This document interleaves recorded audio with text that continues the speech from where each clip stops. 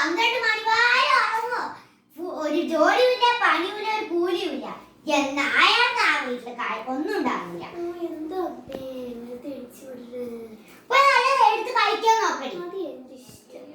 നിന്റെ ഇഷ്ടം പറഞ്ഞ് നടന്നോ? നാട്ടുകാർ എന്ത് തന്നെ പറയാം. ശരി, ഞാൻ മുന്നോട്ടിരിക്കെ പോലെ പോയി കല്ലൊക്കെ എടുത്ത് കഴിക്കാൻ നോക്ക്.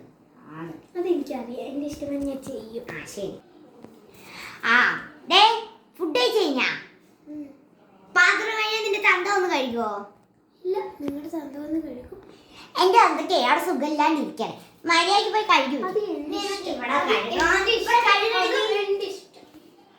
നീയും കഴിക്കൂല. നിന്നെയും വളർത്തി വെച്ച് എന്നെ തന്നെ പറയണം.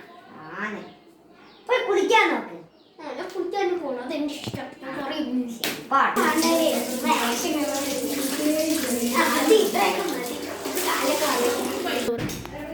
അവിടൊക്കെ കുളിച്ച് കഴിഞ്ഞിട്ടുണ്ടാവും.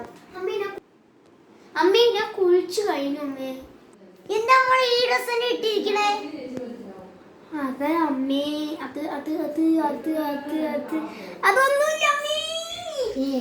നിനക്കെന്താ ഒരു സംസാരിച്ചൊരു വശപ്രശവ്? അതൊന്നുമില്ല. അങ്ങോട്ട് നൊഴിയണ്ട കേട്ടോ. ആ ഡോർ അങ്ങോട്ട് പോണ്ട. ഓവർ തുണിഞ്ഞ അമ്മേനെ എനിക്ക് കിട്ടുന്ന അറിയില്ല മോളെ. പോയി കുളിക്കടി. കുളിച്ച് 2 മാസം കഴിഞ്ഞേ. തല ഒരു തുള്ളി നനഞ്ഞിട്ടില്ല. മേലോ കഴുകൂല. ഒരു ആധാരം മടിച്ച് പഠിക്കൂല. ഒക്കെ തോറ്റ്. എന്തിനാ അമ്മേ ഇങ്ങനെയൊക്കെ പറയണേ? എന്റെ കാര്യം ഞാനാണ് നോക്കും. ചെയ്താ പിന്നെ പറയാണ്ട് ചിരിച്ചിട്ടാടി നിൽക്കുക. നിങ്ങളുടെ അമ്മൂമ്മ പറഞ്ഞിട്ടുണ്ടത്രേ, പെണ്ണുങ്ങളുടെ സൗണ്ട് ഈ 4 ചെമ്പിന്റെ അടുത്തേ കേൾക്കാൻ പറ്റുള്ളൂ. നിങ്ങളുടെ സൗണ്ട് വലിയ ആണിന്റെ സൗണ്ട് അല്ലേ? ഞാൻ അമ്മൂമ്മേന്റെ സൗണ്ടേ 10 ചുമരിന്റെ അവിടെ കേൾക്കും. അറിയോ? അതൊക്കെ നിങ്ങൾ പഠിച്ചിട്ടുള്ളൂ. ഞങ്ങൾ 4 ചുമരി പഠിച്ചിട്ടുള്ളൂ. നിങ്ങൾ 4 ചുമരി കേൾക്കട്ടെ, 10 ചുമരി കേൾക്കണം. നീ എന്തായാലും അവിടെ കുളിച്ചിട്ട് ഇവിടുന്ന് കേറിയാ മതി. ഞാൻ കുളിക്കും.